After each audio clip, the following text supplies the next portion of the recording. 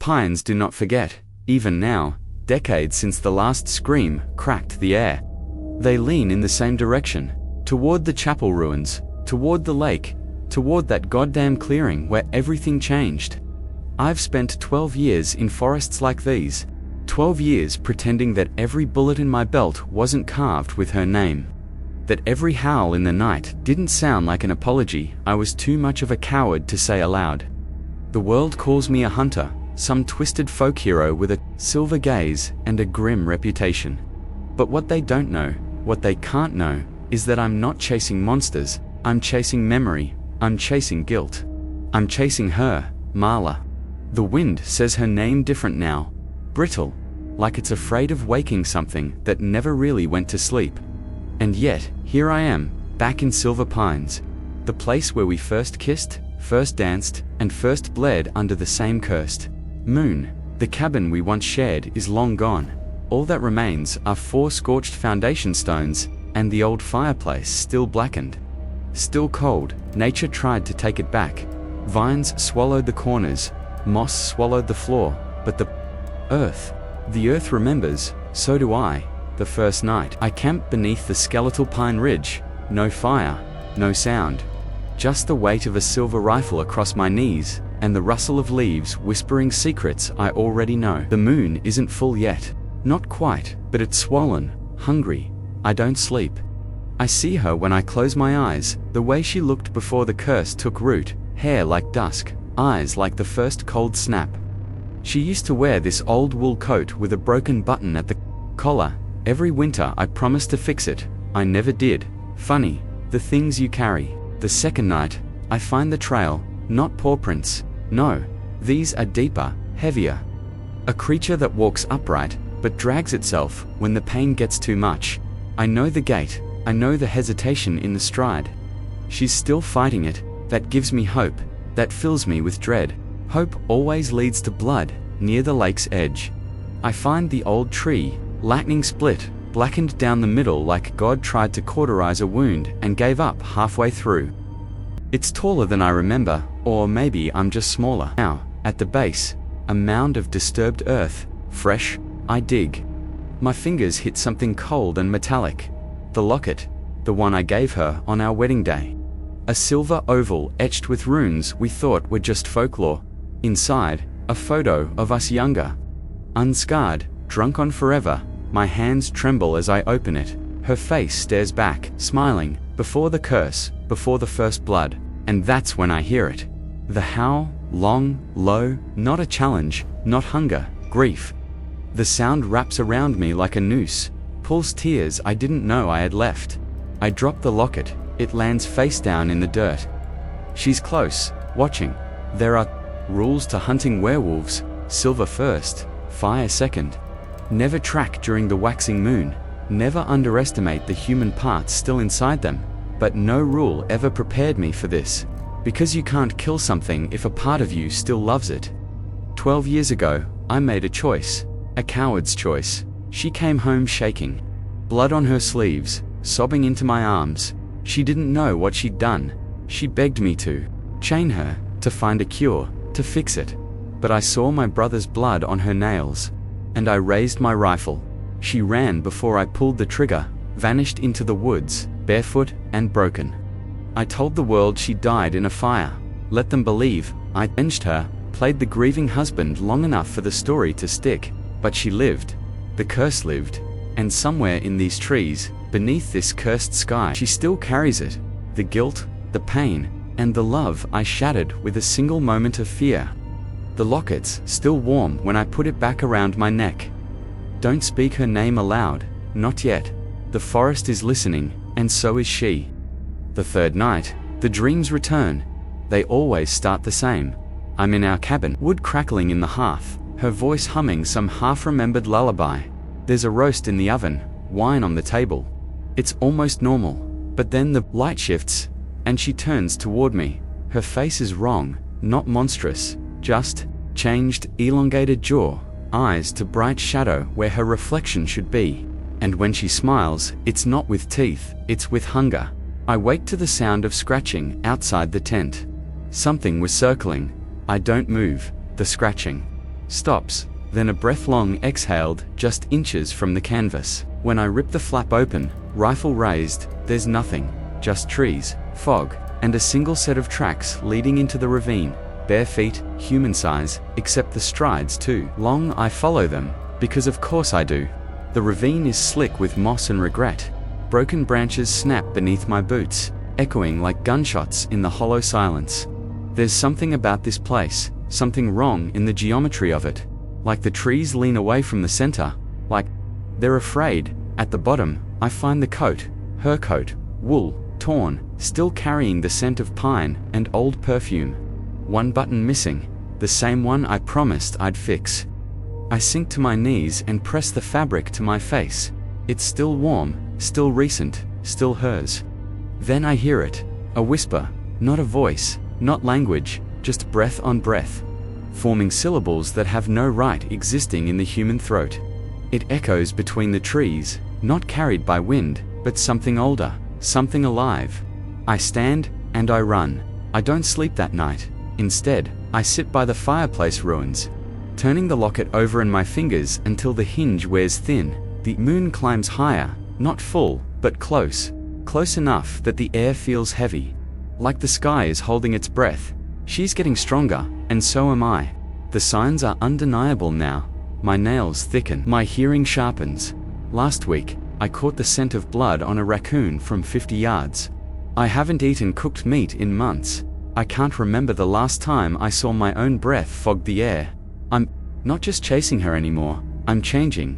When the sun rises, I head north, toward the old trapline we used to run as newlyweds. She loved those mornings, fog on the ground, birdsong in the trees. I used to joke that she was more wolf than woman. Even then, she never laughed at that. Now I understand why. I reached the first trap just past noon. It's been sprung. Whatever got caught, it ripped itself free. The metal's bent, twisted like taffy. The ground's soaked in something dark, not blood, something thicker, tainted, cursed. I move to the second trap, same story. The third is worse. There's something waiting. It's not her, not yet, but it's close. A wolf. Massive, mangy eyes, clouded with rot. It limps toward me on broken legs, and still bares its teeth like it wants to end me. But it doesn't attack, it collapses at my feet. Still breathing, still cursed. Around its neck, a scrap of ribbon.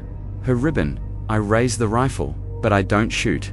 Instead, I kneel, rest a hand on its matted fur. Its breathing slows, it whines, a long guttural sound that isn't pain but apology. Then it dies, just like that. And for the first time since I returned to these woods, I cry. That night, I burn the carcass. Not to destroy it, to release it.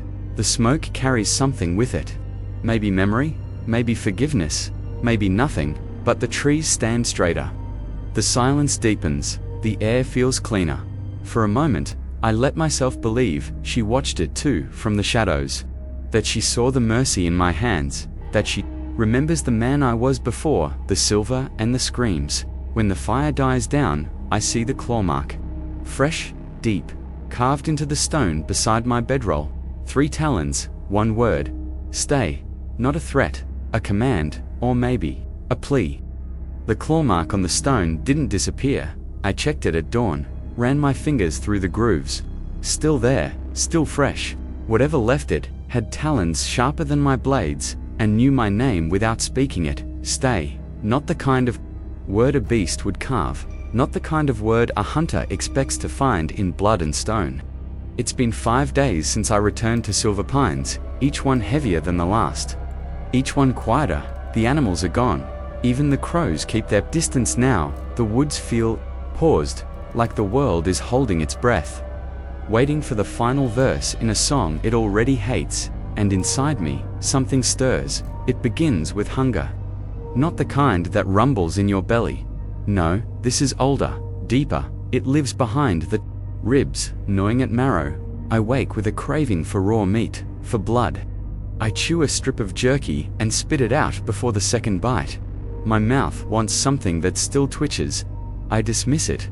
The second night, I can no longer deny it. My gums ache. My tongue thickens. I catch my reflection in a shard of metal and see something behind my eyes. Something with fangs. The dreams don't stop, they grow louder. I see her, not as a woman, not as a wolf, but as both a creature of grief and grace. She runs through the trees, her fur streaked with ash and snow, her hands still half human. She turns to look at me, and her jaw is broken open in a howl of mourning. I chase her, every time, and every time, she disappears into a mirror made of bone. My nails split on the 6th day, split, then grew back sharper. I wrap my hands in bandages, tell myself it's frostbite, infection, something human, but the smell that comes off the wounds isn't rot, it's change. It smells like iron and regret, like her. I pull off my boots to find the soles of my feet hardening, skin thickening, arches flattening. I cannot deny it anymore. The curse I once tried to kill is rooting itself in me, and I don't hate it as much as I should. I try to run, pack up the gear, load the truck, get one last look at the trees, but the engine won't turn over. Not dead, just quiet. The air's too still, the road too narrow, the path too far. I am not allowed to leave. Silver Pines won't let me, or maybe she won't. By the 7th night, my skin no longer fits right. It stretches in places, loosens in others. I feel too tall, then too short. My spine aches at dawn. My jaw pops in the middle of sentences. I haven't spoken aloud in days. Afraid of what my voice will sound like, the forest reflects my decay. Trees lean the wrong way, paths loop back on themselves. The clearing where she was last seen now hosts a circle of dead animals, all arranged in spirals. No blood, no wounds, just emptied. I want to believe it's a warning, but I know her. It's a message. I keep a journal now. Not for science, not for legacy, but to remember the parts of myself that are slipping away. I write my name every morning, first and last, then hers, Marla. Ray Hollow, I write. She is not the monster. She is not the monster. She is not the monster. Sometimes the pen scratches too deep. Sometimes I wake up to find claw marks in the paper, ink smeared with what I hope is mud. I don't remember writing some of the entries, especially the ones that say, "She's waiting. She forgave you, let it in." The final sign comes on the 8th day. I catch a deer in a snare, young, trembling, wide-eyed. I kneel beside it, blade in hand, ready to end it clean, but something in me snarls, and before I know it, I've dropped the knife and sunk my teeth into its neck. The blood is hot, alive, and when I finish, I look up. She's standing at the edge of the trees, watching, not running, not hiding, just there. Her eyes glow like they did the night she changed, not with rage, with mourning. For me, when I come back to myself, I'm on the forest floor, naked, shivering, blood on my chin, on my chest, in my teeth. But not hers. The locket hangs heavy around my neck. The silver burns now. It didn't used to. I dig a shallow grave for the deer. Say a prayer I barely remember. The woods don't echo it back. And I understand something now. The transformation isn't about teeth or fur or full moons. It's about grief. It's about memory. It's about the parts of yourself you bury and what they grow into when you're not looking. The chapel stands where no road leads. I only find it because the forest lets me. Old stones broken by frost and time lean into each other like drunk priests.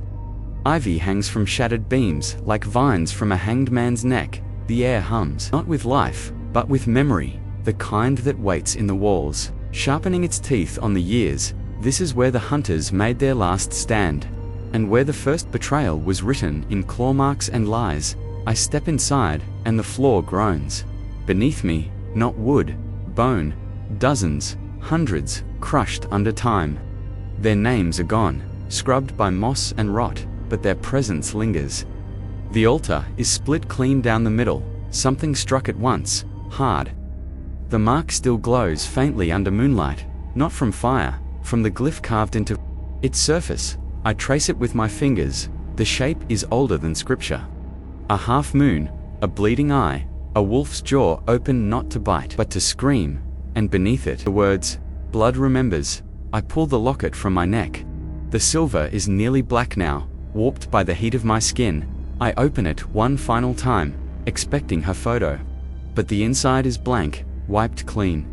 Only a sigil remains, carved into the silver lining, so faint you wouldn't see it unless you knew what to look for. It matches the one on the altar. She knew all along. The silver blood curse isn't just infection, it's inheritance. A bloodline of broken oaths and buried truths. It passes not from bite to bite, but from guilt to grief, from betrayal to legacy. The first hunter was cursed when he left his sister to die under the moon. The second passed it on by murdering his lover in her sleep. The third carved the forest into hunting grounds, slaughtering those who could still speak. And me, I passed it on by forgetting who she really was. By reducing Mala to a monster before she ever drew blood. I kneel before the altar, my hands shake. I place the locket in the center, and watch as the glyphs around the room flicker, soft at first, then brighter, then burning. They respond to truth, not prayer. This place isn't sacred. It's a courtroom, and I'm finally on trial. I remember everything now. The night she first told me about the dreams. She begged me to stay with her, said something was inside her, that she could feel it moving beneath her ribs, that it wasn't just grief, that it wasn't just fear. She was scared. I left, took the truck, drove to town, spent the night drunk at a bar I didn't even like. By the time I returned, the windows were broken, the door torn clean off its hinges. My brother's body lay twisted. In the hallway, my wife was gone. The curse didn't kill her. I did. The glyphs stop glowing, the room dims, the silence feels final. Judged, but not punished, at least, not yet. I hear footsteps outside, not a beast, not claws. Bare feet, slow, careful. She doesn't knock, she doesn't have to. I open the door, and there she is. Mala, changed, her hair is matted, her limbs too long. Her face, familiar and not, but her eyes are still hers. They do not glow, they do not flinch. She looks at me with the same sorrow I've carried in my chest, like a second heart. And she speaks. Your blood sings. She says, the forest remembers. I nod. I'm sorry. I whisper. She smiles, and I see her teeth, not bared, not snarling, but ready. She steps aside, reaches out, offers me her hand, and I take it. Not because I trust her, but because I understand her. As we walk into the forest together, the chapel behind us collapses into ash. The locket burns to nothing. The glyphs disappear. Only the truth remains. I am not here to kill her. I am here to join her. They say, the first time you change, it feels like drowning inside your own bones. They were wrong. It feels like being born with all your nerves on fire. Like remembering pain your body hasn't earned yet. It's not rage. It's mourning with claws. It begins in the spine, a pressure, a bend. Then the skin splits, not clean, not instant, like peeling bark off a wounded tree. Hair erupts through muscle, hands dislocate into paws, eyes sharpen, teeth lengthen. You feel every second of it. And beneath all of that, you remember everything. Everyone you've ever hurt, everyone who hurt you. The night I changed. We stood at the edge of a clearing soaked in history. Every hunter, every cursed soul, every howl that ever echoed in this valley had bled into the soil beneath our feet. The moon rose like an accusation, and we answered. Mala changed first. She didn't scream, she didn't shudder, she welcomed it, a fluid shift from sorrow to silence. Her bones realigned with grace, her eyes dimmed, then reignited gold. I followed, slower, angrier, more afraid, but it came anyway. The beast had been patient. When the pain passed, I stood on 4 legs for the first time, breath ragged, vision split, into shadows and scent, and everything made sense. The world was a map of memory, of violence. The trees whispered names, the wind carried warnings. I could smell the fear of men 100 miles away, and the blood that once poured from my wife's throat beneath this very moon. I could see their faces, the ones I'd hunted, the ones who begged, the ones who still wore wedding rings when they died, the ones who screamed, not in fury, but in shame. I wasn't a hunter, I was a ritual. I was part of the curse. We ran, faster than sound, faster than regret, through bramble and ash, over rivers that stank of old bullets and broken promises, and we found them, not hunters, descendants. Men who wore badges stitched from legacy, sons of those who wrote the glyphs, grandsons of priests who blessed silver bullets. They didn't know why they carried on the purge. Only that it was tradition. We showed them, not with teeth, not at first. We stood in their camp, visible, unmasked, human again under cloaks of shadow, and we spoke. We remember, I said. They laughed. Then they reached for guns. What followed wasn't rage, it was precision. We moved like memories turned sharp. Silent, grieving. The first died with a whisper, the second with a prayer. The third dropped his weapon before we reached him, said he was sorry, said he didn't know. That no one told him. We left him alive. His name will be forgotten, but his eyes won't. He saw. That's enough. We returned to Silver Pines with blood drying on our hands and ash in our mouths. I thought it would feel like justice. It didn't. It felt like survival. The kind that comes too late. We buried what was left of the hunters in the old chapel clearing. No crosses, no markers, just silence, and a final glyph carved in stone. End the chain. I don't know if it'll work, but we had to try. The curse was never about teeth. It was about legacy, and legacies rot when they're fed with fear. Later that night, Marla and I sat by the lake. Neither of us spoke for a long time. Then she turned to me. You remember the day we lost her? She asked. I did. Our baby girl, gone before she could even cry. That grief was where the curse first rooted. Not in her, in us, in our failure to grieve together. In the silence we let grow between us, it festered, and the forest heard it. Marla placed her hand on mine, warm, calloused, no claws, just a woman. I forgave you, she said. I didn't ask when. I didn't deserve to know, but I believed her, and the howl that followed was not one of rage. It was morning, a full moon lullaby for all the names buried in the dark. The forest slept for 3 nights after the killings. Not a branch cracked, not a coyote called. Even the wind crept silent through the trees, as if afraid it might wake something worse than wolves.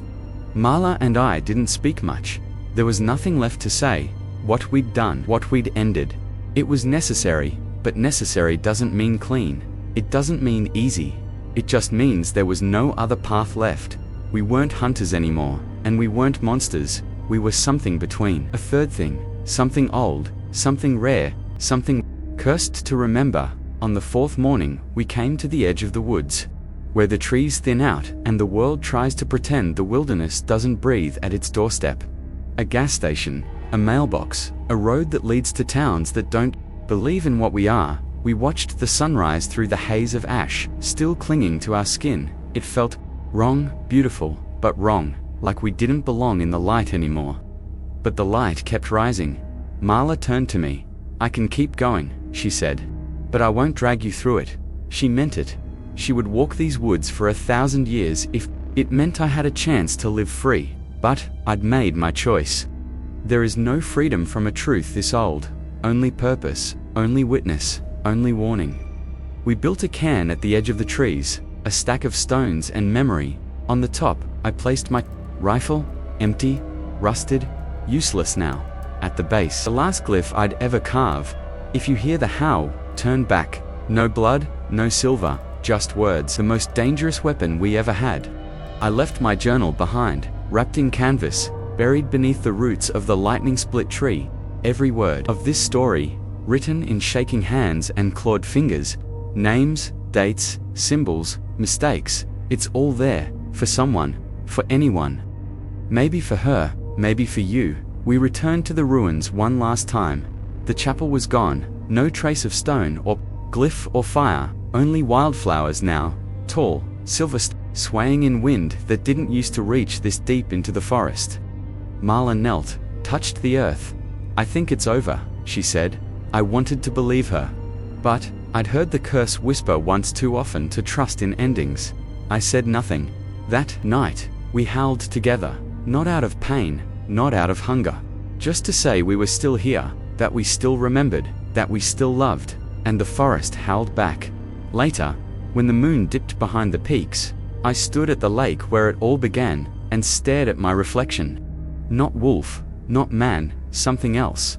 The scars were still there, The gold still bled into my eyes, but there was peace now, a kind of balance, like the beast had stopped fighting, or maybe I'd stopped pretending it wasn't me. Marla joined me. She didn't say a word. She didn't have to. She took my hand, and we watched the surface ripple, not from wind, but from memory rising beneath it. Her face shimmered across the water, then mine, then others, faces I didn't recognize, faces yet to come. A child, a woman with my eyes, a man with hers. The curse might fade, but blood remembers, and memory always finds a way to howl again. We walked into the trees just before dawn, our footprints fading behind us like the last lines of a forgotten prayer. No goodbye, no signature, no myth. Just a choice, to vanish, to protect, to carry the howl forward in silence. Years passed, Silver Pines became a ghost again. Locals still talk about the old chapel. Some say it never existed. Others claim to see lights flickering where it once stood, blue, not fire, cold, not smoke. Hikers whisper of claw marks on trees. Too young to carry that kind of weight, teenagers dare each other to walk the lake trail on a full moon, and every so often, someone doesn't come back. They found my journal last winter, wrapped in canvas, buried in roots. A forestry crew clearing deadwood stumbled on it by accident. Or maybe it let itself be found. The writing inside was weathered, smudged, almost illegible. Almost. They turned the pages, saw sketches, names, descriptions of rituals older than the town itself. One entry was underlined 3 times in red ink. Blood remembers. The crew joked about it over coffee. Then they burned it. Every page, every drawing, except the last. That page still circulates online. No one knows who scanned it. Some say it's an RGA hoax, marketing for some low-budget horror flick. But those who read it, really read it, feel something stir, not fear, exactly, recognition. Like some part of them is responding to a howl only they can hear. I don't know who reads these words now. Maybe someone like Io's broken, ashamed, convinced they're too far gone to be saved. Or maybe someone worse, maybe a hunter, still thinking silver is justice, still confusing vengeance for duty. If that's you, put the rifle down. The curse doesn't fear your bullets, it fears silence. The forest still stands, Marla and I. We walk it when the moon calls. We no longer hunt, we listen, we remember. And when someone enters our woods with rage in their heart, we leave a warning, a claw mark on stone, a locket in the roots, a single word scratched into bark. Stay. So here's your final truth. The curse was never about wolves. It was about what you do with what's left of yourself after the grief sets in.